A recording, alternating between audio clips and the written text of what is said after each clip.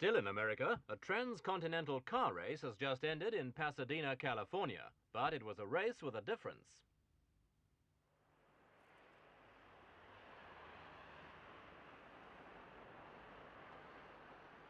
This was the clean car race, starting from Boston, Massachusetts, and running over 3,500 miles across America and part of Canada. As the name implies, the purpose of the event was to get there, not just quickly, but cleanly. There were over 40 entrants from high schools and colleges all over North America. Technical and financial help came from many of America's major automobile manufacturers and also from the fuel industries, but it was the students who designed and built the cars and organized the whole event.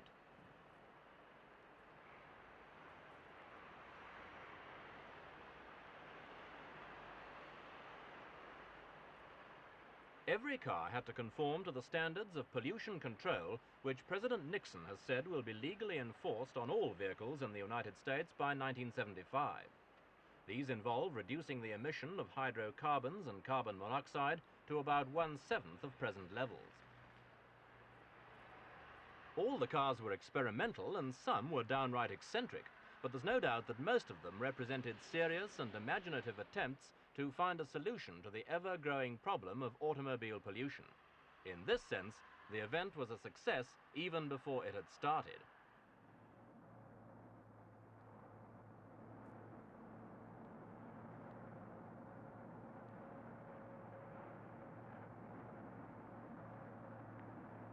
The means of propulsion chosen were many and varied. They included steam, electricity, diesel, natural gas, propane and lead-free petrol, as well as several highly ingenious combinations of two or more of these.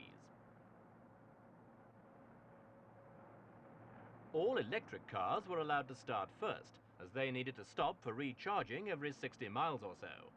But once in motion, it was the propane and modified petrol-powered cars which showed the rest of the field a suitably clean pair of heels.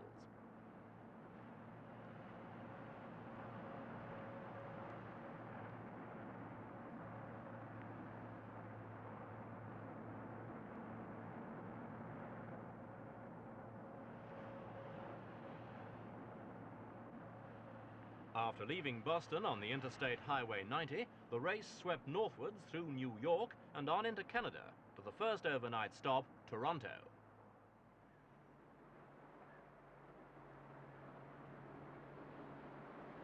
The first leg produced an interesting crop of experiences to report to the race headquarters in Toronto University's Varsity Stadium. The crew from Berkeley, California, for example, phoned in to ask if the mayor of Toronto could arrange blind dates for them for the evening.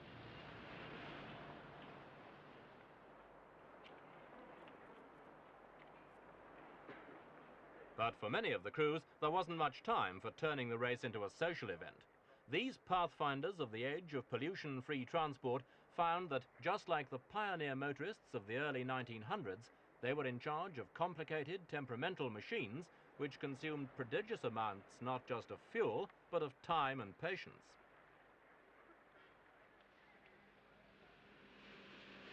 Next morning, it was back south towards the United States border.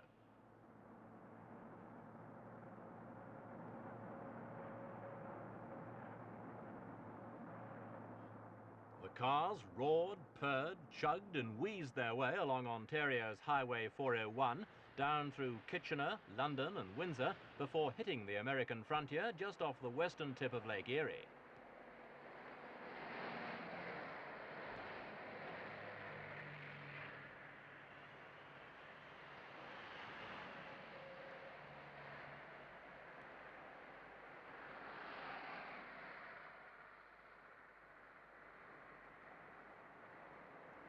Customs formalities were cut to the minimum, but were still an annoying delay for crews who were behind schedule.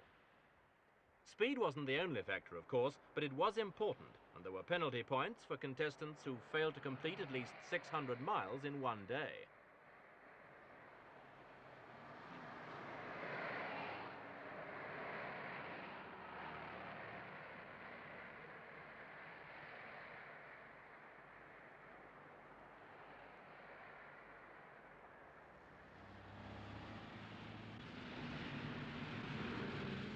With the border behind them and a mere couple of thousand miles or so in front of them, the cars pressed on over the Ambassador Bridge to what was, without doubt, the most important city on their route. Detroit, home of the internal combustion vehicle, welcomed the pollution-free revolutionaries with open arms. It had indeed footed the bill for some of them.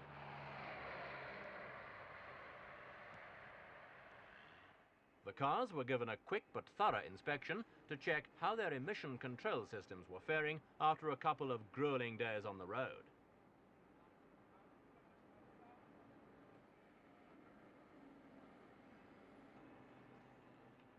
Detroit is, of course, interested in how to combat automobile pollution. In fact, it now has to be. Federal pollution control laws are already in force and are certain to get a lot tougher in the future. But it's still problematical just how far America's car giants are prepared to go in their efforts to tame the automobile. Not unnaturally, they're hesitant to adopt any radical solution that would involve a complete restructuring of their multi-billion-dollar industry. And so they tend to favor modifications to existing engines rather than replacements.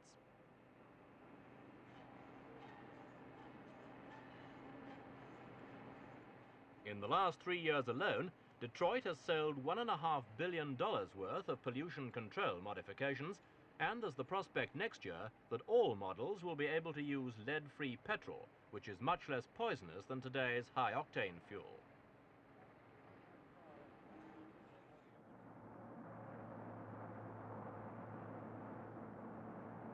From Detroit, the race moved through Michigan to Illinois and an overnight stop in Chicago.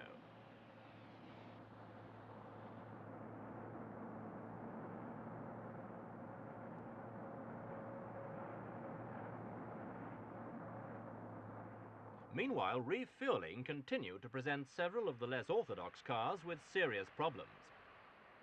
Electric cars found they could take up to 20 minutes to recharge, and one turbine vehicle had to pick up all its fuel at airports. But whatever the problems, most of the crews were idealistic enough to believe that it was better to travel smokelessly than to arrive.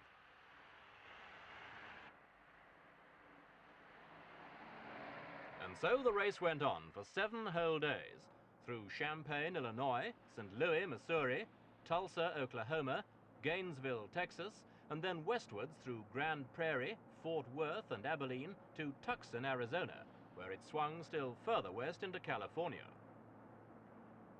Although it drew a certain amount of attention, it wasn't exactly smothered in publicity, nothing like as much as the massive but largely sterile anti-pollution marches of 2 months back.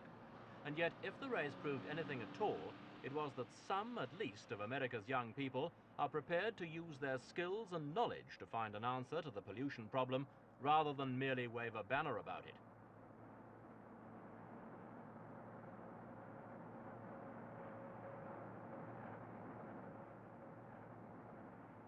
The finish of the race lacked drama, perhaps, in that the first across the finishing line was not necessarily the winner. But this was more than compensated for by the satisfaction of having no fewer than 32 cars finish the 3,600-mile course. First arrival was, in fact, a propane car from Berkeley, but when pollution emission and other factors had been calculated, the final honors went to an internal combustion engine using lead-free petrol. Appropriately enough, the car was entered by Wayne University, Detroit. Meanwhile, the rest of America's automobiles, some 100 million of them, continued to foul the nation's air. They're responsible for 60% of the air pollution, and cutting this to, say, 10% would add up to 5 years to the average American lifespan. An invention which could do just this has recently been developed at the headquarters of an engineering company in Sarasota, Florida. The core of the device is a set of helical gears, here seen in a plastic model, which will replace the pistons and a good many other parts besides of the conventional internal combustion engine. And in thinking of the inventor, I suppose we tend to think of one man working alone at the drawing board, burning the midnight oil. The man behind it is Wallace Minto, an engineer who once worked on the Manhattan Project, America's secret wartime development of the atomic bomb. Minto is now the president of the Kinetics Corporation and head of the 12-man design team which developed the new engine. larger organization. The propulsion for the engine comes not from the explosive burning of petrol, but from a special chemical liquid which is heated to become a gas and then forced through the helical gears, where its pressure is converted into rotary power.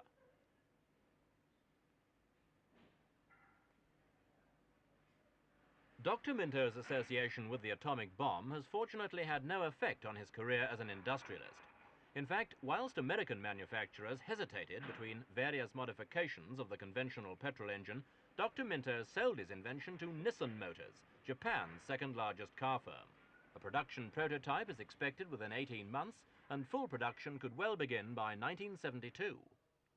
Mr. Minto, this is the engine that your engine is replacing. About how many moving parts did the old Datsun engine have? Well, of course, we've never counted them, but certainly within the engine itself and the carburetor and all its accessories, there must be close to 1,000 moving parts. Your engine, the Kinetics engine, which as I understand is named after your Kinetics Corporation, how many moving parts does it have? That only has 2 moving parts. 2 moving parts? Yes, the prime mover itself has only 2 moving parts, the actual engine, that is. Could you explain them to me? Well, inside this case, there are 2 gears, helical gears, which intermesh. And the high-pressure gas fluorocarbon vapor comes in here and wedges them apart, converting the pressure of the gas into rotary motion inside of the engine itself. This is the entire prime mover engine here. Now, again, we have an auxiliary motor here, which is exactly the same principle but much smaller. What does your engine burn? Does it burn normal gasoline? Well, we burn any fuel interchangeably. Kerosene, gasoline, diesel oil, home furnace oil. You put anything in the tank and that'll be quite adequate and produce no pollution. Basically, how does the engine work? Well, the engine operates on what's called the external combustion principle. We burn the fuel at atmospheric pressure with excess air and without explosion. Therefore, we produce no carbon monoxide because there's excess air. We produce no unburned hydrocarbons because we're burning it in a furnace, not in a cold cylinder. And since it's a non-explosive burning, we produce no nitrogen oxides. Now, the heat produced by the combustion is used to heat fluorocarbon vapor, popularly known as Freon or Yukon or one of the many trade names. When this is heated, it boils very readily. The high pressure vapor so produced then is admitted to the engine and drives the engine, much as steam in a steam locomotive drives the engine of a steam locomotive. How many horsepower does your engine generate? Well, this size engine generates approximately 100 horsepower, brake horsepower, not advertised type horsepower. In other words, it has full capabilities of the previous Datsun engine, none less at all. And yet you see it's much smaller. Is this a typical engine in other aspects, a typical motor? Do you have 4 speeds forward and so forth? Well, no. In this case, we've hooked it up to a conventional transmission to test it on the dynamometer, because this engine can rev up to 10,000 RPM and the dynamometer cannot. So we must reduce its speed in order to test its horsepower. But in actual practice in an automobile, no transmission is required, because this engine develops full torque at 0 RPM. In other words, even if you stall it, it's still exerting full power. What is this piece of equipment here? Well, this is merely a transmission which we've hooked up to it in order to measure the horsepower through the dynamometer. As I say, this engine turns too fast for the dynamometer, therefore we must gear it down. What is this piece of equipment behind you, Mr. Minto? Well, this is the boiler that fits up underneath the car. Inside it, the liquid fluorocarbon is boiled and converted into a high-pressure vapor, which then goes through the piping to drive the engine. The exhaust from the engine then goes up through the piping to the condenser, which will be on the roof of the car. In other words, this will be under the car, and that will be on the roof of the car. You mentioned a boiler. It makes one think of the old Stanley Steamer. Well, yes, but this is a very modern boiler and highly efficient as compared with the old Stanley. When you were designing your engine, did you think of the Stanley Steamer? Oh, yes, we have one. We thought of that first. After all, it was a pretty good car in its day, and it doesn't produce any pollution at all. The importance which many modern engineers attach to the Stanley and similar early steam cars shows Mr. Minto, how looks like after we've more gone than full 50 cycle. years the wheel Here's has the come Stanley full Steamer, the circle, first or very non-combustion. nearly, in the Again, search 50 for years an of alternative to combustion the engine, petrol engine. Now we're back to a non-pollution engine again. That's very true. 50 years ago, this was a very good car, superior to the internal combustion cars of its day, really, and it produces only about 10 parts per million carbon monoxide, only 1,000th as much, practically, as a present day, the best of the present day cars, without naming brands, because they're all about alike. What does the engine look like? Let's take a look at it. I've never seen a Stanley Steamer engine. Well, actually, the engine isn't under the hood. This is the boiler. As many mechanics come, when they first see this, they say, "Moy, what a carburetor." But the engine itself is underneath the car, directly hooked up to the rear wheels. Very much the same as ours is, except, of course, we have a greatly improved engine. The Stanley engine had about 20% efficiency, whereas ours has about 85%. Of course, our boilers are relatively much more efficient, too. This brings something to my mind. You have developed an engine which is going to be manufactured in Sweden, to be used in a Japanese automobile, to be sold in the United States. What happens when the car breaks down in Sioux City, Iowa? Who's going to fix it? Well, first of all, it'll be very inexpensive to merely lift the engine out and put a new one in. And we would hope that there'll be engines available all over. After all, it's only a little item, which can sell for possibly $100 or so. Will there be such a thing as minor repairs, or will it be a new engine? Well, we don't see much maintenance problem with them, frankly. You might get some leaky seals or something of this sort, but the seals are standard, available at any refrigeration supply place. And naturally, when there are enough automobiles on the road, then there will be repair parts available everywhere. Another question that comes to my mind is, why didn't General Motors buy this, or Ford or Chrysler? Why have you sold it to Japanese interests? The Japanese came to us and asked. General Motors hasn't. The manufacturers alone cannot be held responsible for whether ideas like Dr. Minto's live or die, for ultimately they will provide what the public demands. All we have to decide is whether we want the automobile as a cheap and easy form of transport, or as a four-wheeled monster which breathes our air before we do.